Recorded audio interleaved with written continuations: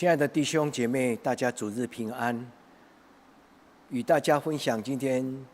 主日的信息，让我们一起来领受神的话语，让我们同心来聆听神的话语。今天我要跟大家分享的经文主题是远离试探。远离试探这一个主题是主耶稣基督教导他门徒的祷告，我们称之为主祷文当中其中的一个信息。主耶稣基督教导他的门徒如此祷告说：你们当如此祷告，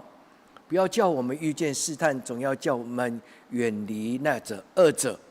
远离那个罪恶的源头跟诱惑，是主耶稣教导我们主祷文当中非常重要的一个信息。让我们通过今天的经文来默想，我如何能够远离试探。今天我跟大家分享的经文是来自于诗篇第25篇第4节15节，以及雅各书第1章第12节到18节。雅各书第1章12节到18节，让我们一起来领受神的话语。大卫如此说：耶和华与敬畏他的人亲密，他必将自己的约指示他们。我的眼目必常常仰望主耶和华，因为他必将我的脚从网里拉出来。各位弟兄姐妹，大卫是一个懂得神意念跟话语，而且是懂得如何跟神祷告的一个非常重要的，在圣经当中被一个尊崇为圣王，或者一个懂得祷告的人。通过这一段的经文，他谈到了一个很重要的信息：当人敬畏神的时候，神将他自己的话语来放在人的心思意念当中。特别这一句话有帮助于在遇见试探。当我们遇见试探的时候，神的话语就会通过圣灵的感动，就会浮现在我们的心思意念当中，成为我们脚前的灯跟路上的光。大卫如此说：我的眼目时常仰望耶和华。仰望耶和华的人，神在他遇见试探的时候，必保守他的脚步，让他脱离了诱惑的陷阱。各位弟兄姐妹，这一句话提醒了我们如何警醒活在神的话语，警醒活在神的面前。第二个我要跟大家来领受的经文是雅各书第1章第1章12节到18节。经文如此说：忍受试探的人是有福的，因为他们要经过试探之后，必得着生命的冠冕。这是主应许给那些爱他的人。第13节，人被试探，不可说是我被试探，我被神试探，因为神不试探人。第14节，个人被试探，乃是被自己的私欲所牵引诱惑。私欲既怀了胎，就生出了罪；罪既长成，就生出了死。第16节，各位弟兄姐妹，不要看错了，各样美善的恩赐与全备的赏赐，全都是来自于上主，从众光之父那里降下来。他并没有改变，也没有转动的影子。他按着自己的旨意，用真道生了我们，叫我们在他所造的万物当中，好像出熟之果。今天总共有9节的经文，9的经文前2节跟后2节谈的是因，那中间的5节谈的是果。如果我们有什么样的态度跟行为，我们就会远离了试探，我们将成为一个得胜的基督徒。愿今天的经文能够带给我们一个很好的一个学习，特别是当我们亲近神，在主日敬拜神的时候，我们将我们的软弱，将我们的心思意念来仰望在神的带领跟教导跟保守。也愿保守人的圣灵保惠师能够保守我亲爱的弟兄姐妹。通过今天主日的信息，我们决志能够勇敢的、严肃的活在今天这个世代。因为我们活在一个什么样的世代呢？我们经常说，这是一个充满了诱惑的世代，而且这个诱惑本身就是一个致命的吸引力。就好像一个很好吃的苹果，但是你在被诱惑之后，你咬了一口，那整个永生的盼望就消失了。各位弟兄姐妹，我们称亚当跟夏娃所遇到的一个试探，我们称之为致命的吸引力。盼望我们在今天的经文当中，我们求神靠着那加给我们力量的，我们凡事都能，我们能够远离诱惑，我们能够成为一个坚守的神话语，站立在神话语跟原则上的一个基督徒。而能够在神的圣灵的帮助当中，能够抗拒诱惑。诱惑在圣经怎么教导我们呢？诱惑这个字到底是什么意思？我们从几节我们所串联一起的经文，就是串珠的经文，我们来学习跟了解诱惑的可怕。彼得比喻诱惑如同吼叫的狮子。所以在彼得前书第5章第8节，使徒保罗就这么说，他说：“魔鬼如同吼叫的狮子，在遍地寻找可吞吃的人。”魔鬼最讨厌的就是人对神的敬畏跟人对神的忠心，所以魔鬼经常挑战那些对神忠心的人。从亚当夏娃开始，一直后来到的约伯约伯就是一个很典型的受苦为义受苦的一个人。让我们在神的面前靠着神，我们与神立约，我们就靠着神的圣灵，能够胜过魔鬼的试探。那诱惑本身在圣经里面，它的意思叫做欺骗跟狡猾、诈欺。它的原文的希腊文叫做 dolos。dolos 这个字，它谈到的是魔鬼对人的一个欺骗、诈欺跟诱惑。就好像我们在说撒旦的时候，撒旦这个原文就是能够引诱人跟神的关系断裂，引诱人离开神的话语跟神的应许。我们在神的面前，我们靠着这个圣灵跟神的话语，靠着圣灵跟圣经的话语的教导，我们成为一个坚毅不移的人。愿圣灵帮助在座的弟兄姐妹，我们能够远离这种诱惑的试探的 temptation， 就是一种张力跟拔河。我们内心的情欲就在圣灵的保守当中，我们成为一个有所为有所不为的人。我们成为一个有所为有所不为的人。今天雅各书第1章第14节，他谈到了人会被诱惑，是因为人的私欲在人的内心当中有一种欲望被牵引出来，人对那个欲望就没有警惕的心，我们对这个诱惑，我们就产生了一个没有抗拒，以至于那个欲望就在人的内心生长出那种邪恶的胎。就好像我们就心怀鬼胎，当魔鬼将一种不好的念头放在人的心思意念，人就怀了心怀鬼胎。各位弟兄姐妹，愿耶稣基督的宝血遮盖你跟我，让我们在神的话语能够得到保守跟坚立，在圣灵的帮助当中，我们成为一个能够了解什么是诱惑的人。我个人觉得，在常见的诱惑当中，有3种经常可以看见的，请各位弟兄姐妹务必深思、严肃的小心跟谨慎。第一个就是贪婪，第二个就是骄傲，第3就是情欲。一个贪婪的人永远没有办法满足，没有办法满足，就会生出许多的欲望上的牵引，我们就会成为一个贪心的人，我们就容易在贪心上跌倒。各位弟兄姐妹，另外一个是骄傲。骄傲的人因为这个骄傲渴望能够得到更多的虚荣，所以这个骄傲就会牵引出来诱惑的破口。第3个就是个人的情欲。这几个都描述在我们经常谈到灵修的时候，一种圣经的语言当中有这个字叫做 logismoi。logismoi 在圣经里面被翻译成为心思意念。这个 logismoi 谈到的人的内心的人的内在的存在有3个层次。第一个就是人的情绪，第二个就是人的心思意念，第3个就是人的情欲欲望。这3个就是人的内在的很重要的3个层面。人的情绪会干扰人，人的情绪也会被挑动。比如说，我们看到一个情色的一个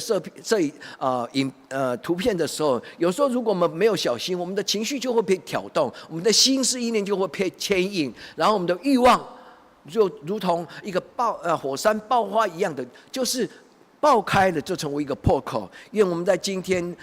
面对这一个圣经的教导的时候，我们安静在神的话语跟圣灵的帮助，我们来养成一个能够警醒、能够在暗夜警醒的基督徒。今天雅各在他的书信当中勉励初代教会的弟兄姐妹，理当谨慎警醒。他说：“忍受试探的人是有福的，因为他必领受从天而来的、从天上而来的生命的冠冕。”是的，一个尊主为大，而且是遵着神的话语，与神约定，与神守约，而且终其一生能够不偏左不偏右，能够行在神所喜悦的旨意跟道路上。这种人是有福的，如同启示录说，他将穿白衣，他在这样永生的主的面前，被邀请在神的宴席当中，坐在神的所为他预备的坐席当中。各位弟兄姐妹，我们不知我们的将来，但是我们知道神所应许的是对我们有益处的。愿我们在今天的经文当中，我们一起决志，一起祷告。属灵的导师，我们的2000年来的灵修许多的导师，他们谈到了诱惑的时候，他们经常会教导他身边的修行的追求神话语的一个修士。他们谈到的诱惑有5个阶段。第一个阶段就是当魔鬼兴起了一番的风雨，对我们的一个诱惑跟攻击。比如说，我们在这个世界上最容易见的就是我们看到一些色情的广告，在不预期的当中出现在我们的电脑网络的这些信息当中。这个第一瞬间我们看到这个信息的时候，它只是一个一刹那之间的一个诱惑。如果我们没有去打开那个情色的影片，我们没有去打开那个情色的网站，我们这个攻击就到此结束。各位弟兄姐妹，受诱惑、受引诱、受攻击的第1秒钟，其实是一个关键的第1秒钟。我们如果有圣灵的保守，我们会在第1秒钟就决定说，这是一个病毒，这是一个色情的网站，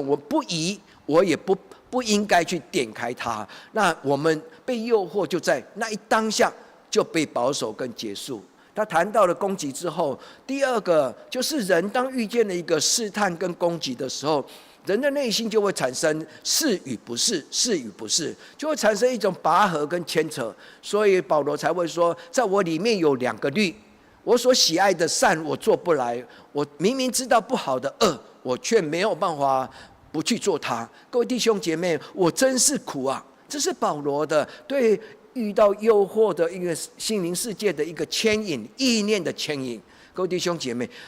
灵修的导师称之为对话，就如同撒旦跟亚当夏娃谈了一席话。亚当夏娃因为没有坚持神的约束，所以他就离开了神跟人的约束，不能吃那个善恶果。其实神不是一个很小气的人，神说不行，其实就是代表一种权柄跟他跟人的一个约定的界限，而且那个界限其实是在保护人。亚当经不起诱惑，夏娃经不起诱惑，在那个对话的过程当中，他就同意了那个魔鬼所的邀请，他就咬了那一口，他就随手摘了那个生命果。各位弟兄姐妹，如果我们在对话的过程当中有神的话语跟圣灵的帮助，在那个对话当中，我们就记得耶稣基督在旷野40天，在魔鬼的诱惑当中，他三次的被攻击，他3次的用神的话语来抵挡了魔鬼的诱惑。各位弟兄姐妹，耶稣基督的行为就是告诉我们，我们必须要依靠神的话语跟圣灵的帮助来抵抗这个魔鬼的攻击。第3个就是同意。各位弟兄姐妹，同意就如同开错了门，我们开门迎道，我们打开门呢，请魔鬼进到我们的生命当中，我们同意那个诱惑在我们的生命当中掌权，我们称之为生命开始之后就有一个破口。当一个人同意魔鬼在生命当中掌权，我们就远离了神在我们的生命当中的掌权那个权柄，我们将这个本来是属于上帝的权柄，我们却将它交在神不喜悦的那个黑暗的权势。各位弟兄姐妹，万万不可。我们谈到这个诱惑的时候，在第1秒钟也好，或者说在对话的过程当中，我们理当谨慎小心，用神的话语。所以大卫才会说，神的话语是我脚前的灯，是我路上的光。接下来属灵的导师就谈到，一旦魔鬼得逞的时候，人就会一而再再而三受辖制。当我们尝了禁果之后，人还没有结婚之前，其实没有性爱的时候，并没有那么多的情欢意爱，所以那个欲望对人的一个诱惑，并不是那么的具体。就好像参孙他遇到遇到那个妓女的时候，参孙尝过了跟交欢结合的那种情欲的那种快感，他一而再再而三的跌倒。各位弟兄姐妹，那个叫做被辖制。参孙就因着这种情爱跟肉体的情欲，他就被罪所辖制。各位弟兄姐妹，圣经谈到了，其实从这些故事来谈真理，从故事来谈人性，从人性来谈神的帮助跟神的教导。神设定界限，其实不是在约束人而已。神界定了他的律法，其实这是在帮助人行在神的正道上。那最后呢，这种变成一种习惯性的一种跌倒，就会变成一种圣经里面说，罪就生出了根。就好像我们的食物腐烂的时候我们看到食物腐烂的时候，我们看到那个腐烂的食物外表就会长出霉菌，我们就深深的知道，在那个霉菌的里头，其实长满了许多霉菌所长出来的毒根。各位弟兄姐妹，罪恶也是一样。一个人原来的干净的良心、清洁的心，一旦被邪恶所拥有的时候，人就生出了许多坏的心思意念。愿我们在今天的这个经文当中，我们能够明白，我们的生命其实是软弱的。愿主的灵保守，也用他的话语来遮盖我们，让我们远离魔鬼的这种诱惑。我们从此之后，我们小心自己不生心怀鬼胎，不生毒根。愿神的圣灵保守我们在今天的主日，当我们领受这个经文的时候，我们小心谨慎的保守我们的内心，又如同箴言说：孩子你要切切的保守你的心，因为人的生命一切的果效是从心思意念而来。各位弟兄姐妹，雅各书也谈了类似的这种教导。他谈到说，个人被试探，是因为自己愿意打开心门，让那个魔鬼进到我们的内心当中，挑起了、牵引了我们的情欲、我们的情绪也好，我们的欲望也好，我们的心思意念。如果我们没有开启那种被应许、我们授权给这个黑暗的权势来掌管我们的心思意念的时候，我们的生命没有这种麻烦。一旦当人开错了门，就是开门引导，让强盗进到我们的生命当中，让这种邪恶的权势进到我们的生命，我们就成为被辖制的奴隶一般，我们就心怀鬼胎。这个罪就在我们的生命如同霉菌一样，在这个食物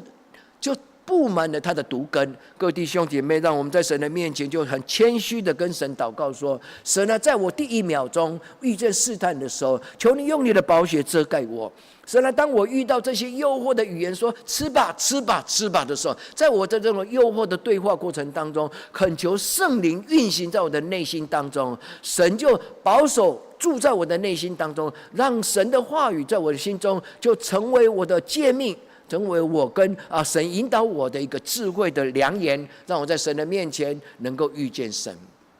希伯来书12章第14节他说：你们当亲近神，而且要追求圣洁，人非圣洁不能见主面。你们当谨慎，恐怕你们不谨慎的时候，魔鬼进到诱惑进来，你们就失去了主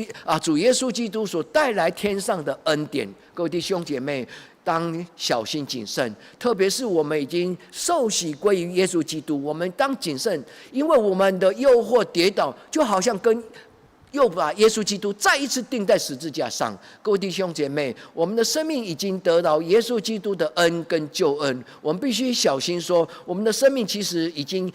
耶稣在我们里面，基督在我们里面活。因为我们在神的面前不失去耶稣基督所带给我们这圣洁福音的救恩，在神的面前我们与神约定，特别是在每一次的主日信息当中，我们重新领受神的教导，我们重新跟神产生了一种新的约定。让我们进入到今天的旧约的经文，诗篇25篇第14节，我们跟神说：神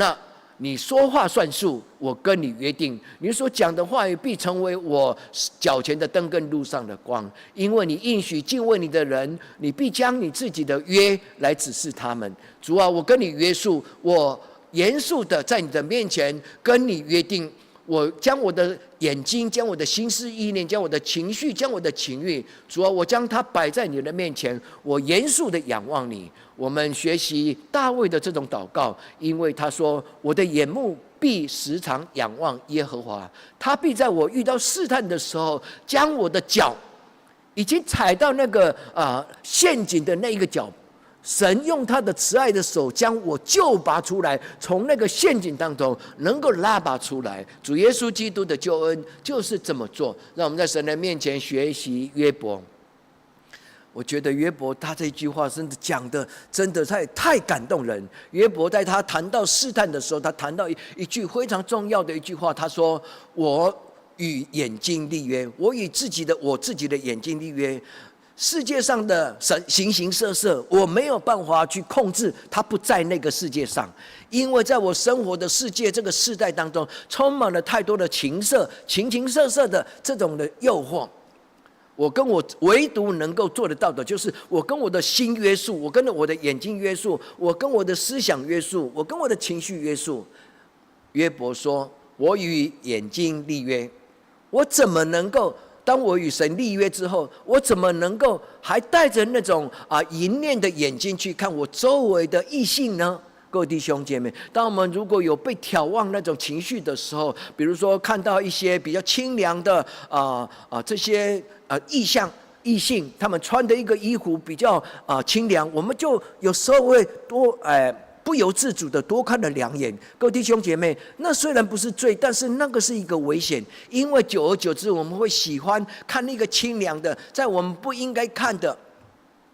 约伯在他自己的约伯记里面，他谈到了一种遇见试探的时候，他做了一件很严肃的事情。在中文现代译本的翻译，他这么翻译说：“我曾经严肃的保证，我曾经跟神严肃的决志跟立约。我在神的面前，今天活的不再是我，乃是耶稣基督在我里面活。我跟神严肃的立约。”我绝不用那种不应该有的眼神跟意念来看我身边的这些异性的这些弟兄姐妹。各位弟兄姐妹，让我们在神的面前，今天的礼拜，神的经文进入到我们的生命，让我们学习大卫仰望神，眼目仰望神，让我们学习约伯如何在神的面前将自己的身体分别为圣，与眼睛立约，与情绪立约，与欲望立约，与我们的思想立约。神就保守。每当我们遇到一个诱惑的情境的时候，神就让我们没有感觉。各位弟兄姐妹，最伟大的保守，就是当我们遇见试探的时候，我们就没有受那个试探的陷阱的捆绑。当我们遇见试探的时候，我们却不为难，因为主耶稣基督的宝血跟圣灵的遮盖，就是一个安全的一个营寨，让我们就没有受那种诱惑的牵引的张力。为我们在今天的经文做2件祷告。第一个祷告，为自己的圣洁祷告，为自己的孩子祷告，让我们成为一个圣洁的父母，能够成为孩子的典范。另外一个，也教导你的孩子，当孩子能够被教导的时候，你就教导他一生行在神的话语当中，直到他年老也不偏移神的教导。各位弟兄姐妹，如果你爱你的孩子，你就必须为你的孩子做好榜样。各位弟兄姐妹，虽然孩子是神赐给我们的产业，但是我们却是神所设立在孩子的面前的一个属灵的导师跟爸爸妈妈。如果你真的爱你的孩子，我们当用圣洁的心为孩子做好的榜样。所以第一个，我要邀请各位弟兄姐妹，跟你的家人、跟你的孩子立约，跟你的妻子、跟你的丈夫立约。我们的婚姻、我们的家庭、我们的行为、我们的心思意念，我们被神分别为圣，让我们在神的面前能够成为孩子的榜样。各位弟兄姐妹，你能为你的孩子做的就是一个祝福。当你行在光中的时候，你的光就牵引着你的孩子。各位弟兄姐妹，如果你真的爱你的孩子，你不只是留给他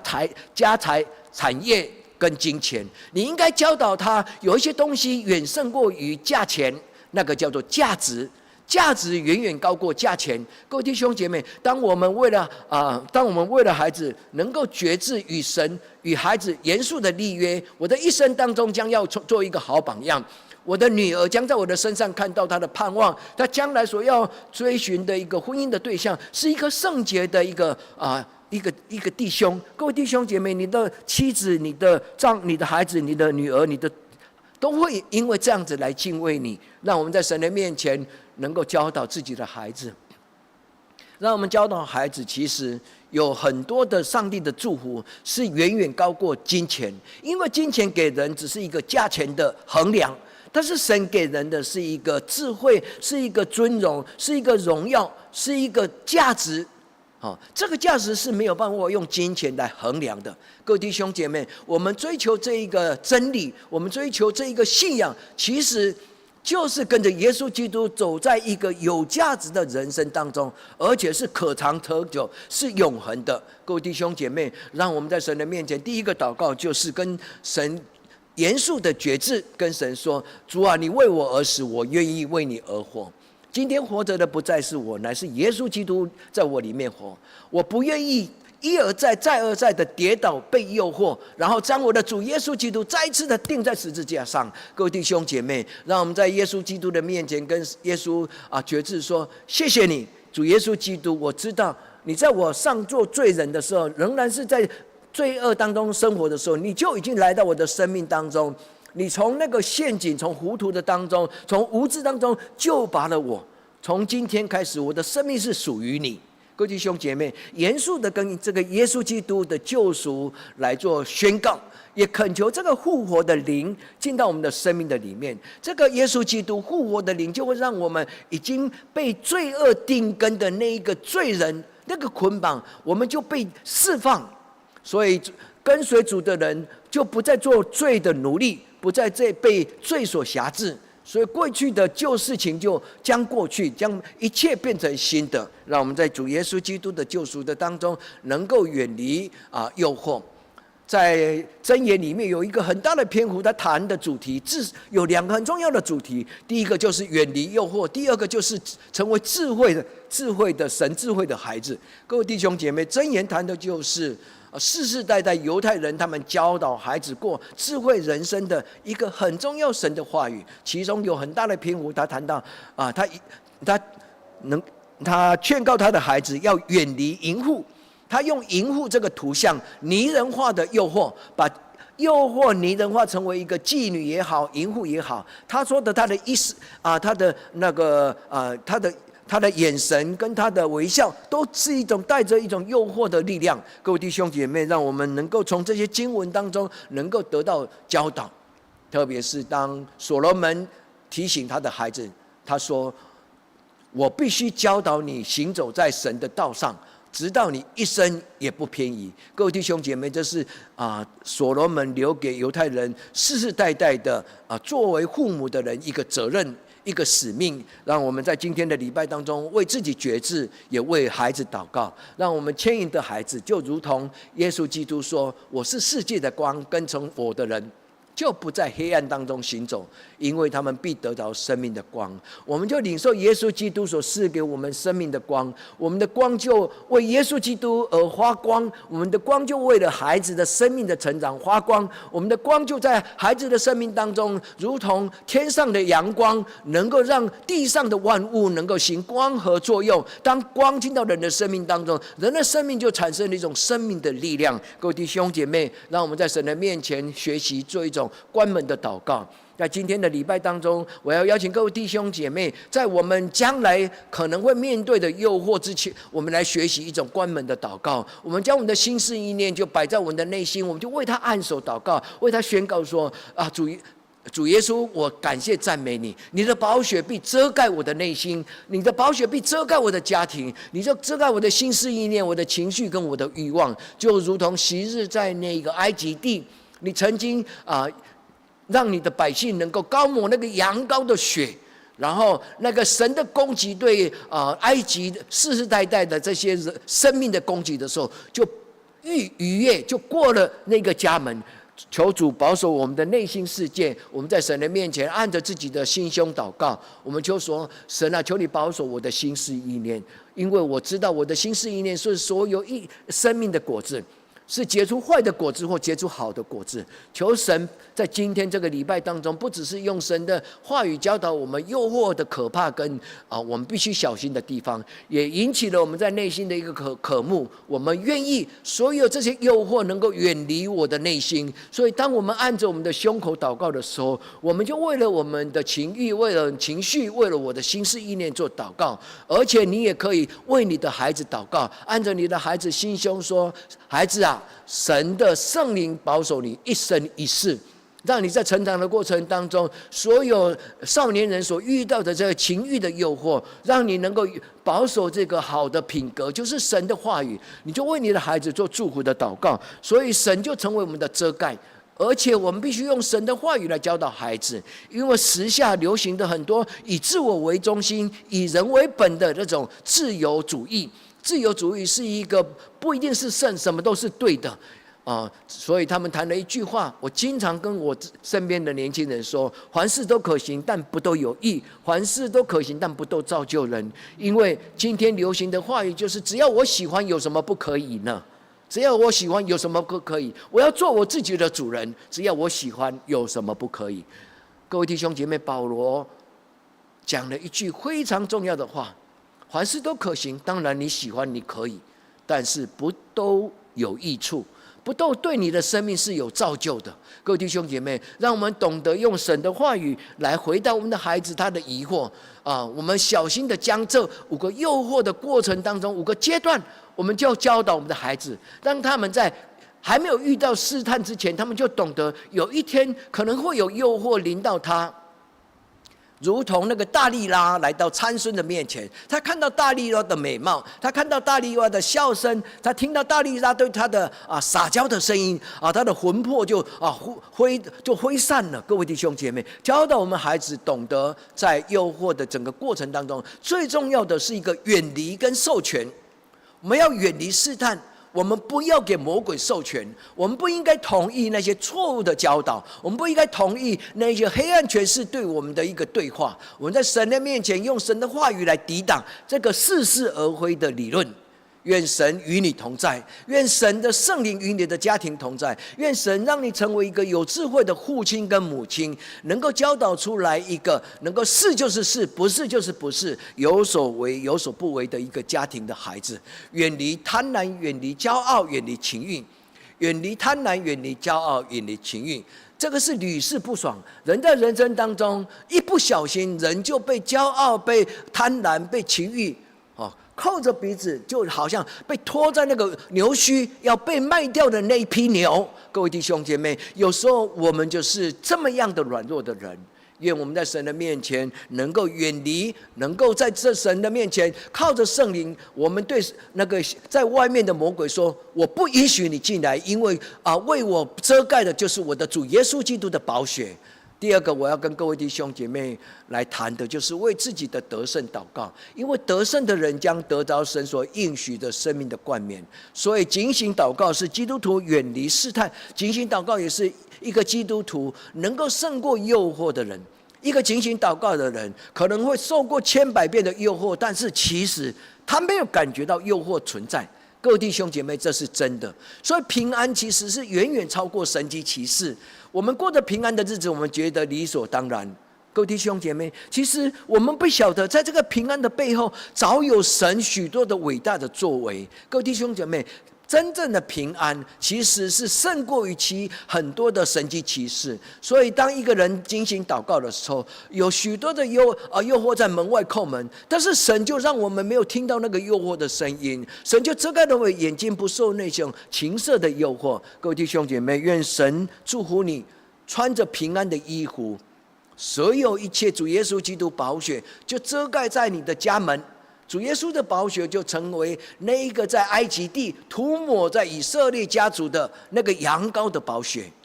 他就让死亡的攻击远离了那一个家庭。我们来听神的话语怎么说在2个礼拜前，我跟大家谈到了一个主日的信息，叫做我要活在神的面前。我心归主两句话，在拉丁文，在古老的灵修当中有两句话，一个叫做 clam deo，clam deo。clam 这个字是脸的光，就是神的脸的光照我们，意思就是说，主啊，我要矗立在你的面前。它翻译成为英文叫做 the presence of God， 意思就是神的灵性。我活在神的灵性，神充满的圣殿当中，我进到神的面前，与神立约。各位弟兄姐妹 ，clam 那个字叫做 call， 就是心。我与神立约，我将我的心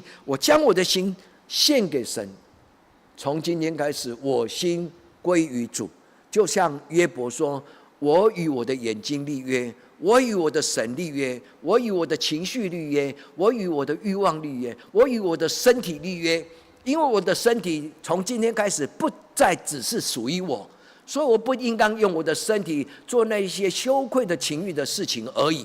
我的身体必须分别为圣，因为我的身体、我的灵、我的魂，全然都说已经归于我的主耶稣基督。所以在今天我们要得胜的第一个，我跟各位弟兄姐妹的分享，就是与神立约。与神立约，各位弟兄姐妹就学习约伯，在今天他的约伯记31章第1节说：“我与我自己的眼睛立约。”我看到一些情色的东西跑进来，那不是不由自主的，不是我愿意的，但是神就把它关起来。我与神立约，我的眼睛就不多看2眼，我的眼睛在第一当下、第1秒钟、第2秒钟，我已经有答案了。我决定把它关掉，我不允许它进到我的生命当中。与神立约是一个聪明的，我们在的情绪上、欲望上跟心思意念上，神就保守，神就遮盖。各位弟兄姐妹，当我们与神立约的时候，就如同今天的经文诗篇25篇，他说：“我必将我的约指示他。”我必将永生的道路指示我的孩子，我的话语就通过圣灵的帮助，就在他的心里面彰显出来，在内心的疑惑，在黑暗的暗夜当中，我的话语就发光啊！我的话语，我的约就与他成为一个永约，是一个平安的约。各位弟兄姐妹，当我们与神立约的时候，神的话语就如同脚前的灯跟路上的光，我们就不再行在黑暗当中。让我们学习约伯，他如何在神的面前过一个得胜的生活。约伯不只是一个受苦的一个形象而已，约伯是代表一种坚持跟诱惑，在所有的一切绝不埋怨神。各位弟兄姐妹，让我们在神的面前跟学习约伯的这个他的生命，我们将我们的身体摆上，我们将的心思意念摆上，我们将我们的家庭摆上，我们跟神严肃的立约。各位弟兄姐妹，作为一个基督徒，最严肃的立约就是说：主啊，我愿意在众人的面前来公然的承认你是我的救主，我愿意在众人的面前领受洗礼。各位弟兄姐妹，当我们在神的面前严肃的与神立约的时候，神就将那个圣灵的白袍，就将那个圣灵的遮盖，就将那个圣灵内住的一个运行的大能，就将耶稣基督十字架上的宝血就穿在我们的身上。这个就是属灵的军装，让我们与神立约，神必将他的属灵的军装赐给我们。回到今天的经文，我们再一次的说阿们。因为神说：与我亲密的人，我必将我自己的话语指示他们。诗篇25篇第14节，神说：与我亲近的人，我必亲近他，我必与他亲密，我必将我自己的约跟我的话语、我的智慧指示给他们。我们就拥有了智慧的灵、知识的聪明的灵、知识的灵、谋略的灵跟知识的灵。各位弟兄姐妹，这是在以赛亚书第11章第1节，神应许的6个灵，包括敬畏神的灵。我们的眼目就会专注在神的存在。当我们专注的仰望神的时候，这个世界上就不再有阴影。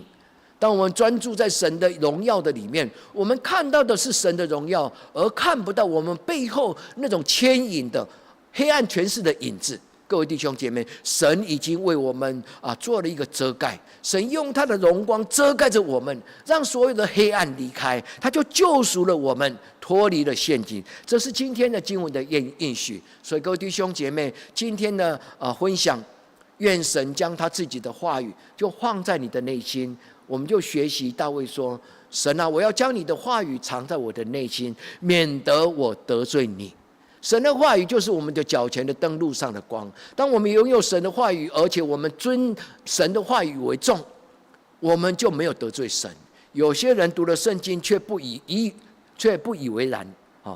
以为没有神的存在。这个话语是一个形容词。各位弟兄姐妹，如果一个基督徒这么轻忽神的话语，其实那个是很大的损失，因为我们损失了神的荣耀，我们损失了神的救赎跟恩典，神就收回了他的救恩，让我们在神的面前能够将神的话语好好的抓住神的应许。所以保罗提醒他的属灵的孩子提摩太，他说：我就交给你的神的教导，神的良善的道，我既交给你的，你必须靠着住在你里面的圣灵，靠着圣灵好好的守着神给你的一个救恩。各位弟兄姐妹，让我们听到保罗对我们的提醒。我们在神的面前每一次当神的话语对我们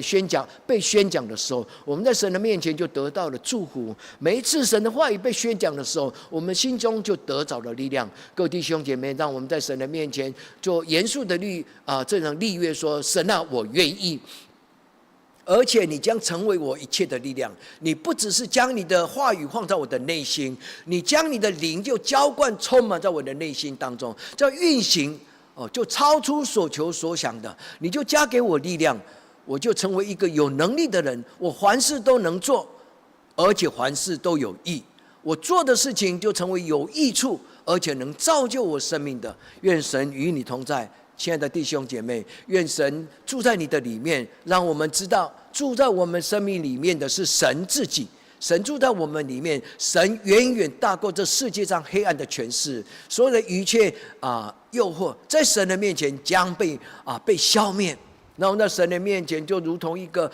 小婴孩一样，被妈妈抱着。我们不怕天，不怕地，我们不怕天塌下来，因为我们的天父他必保守我们。愿今天的经文在主日的敬拜当中进入到各位弟兄姐妹的内心，进到你的家里面，你成为一个典范的父母，你成为一个祝福你孩子的父母，你将神的话语也传递给你的孩子。愿神世世代代保守你的家庭，直到永永远远。我们同心来祷告。生命的主，你是阿法，你是欧米伽，你是世界的起源，你是世界的尽头。你没有生，你没有死，你是一个永恒的主。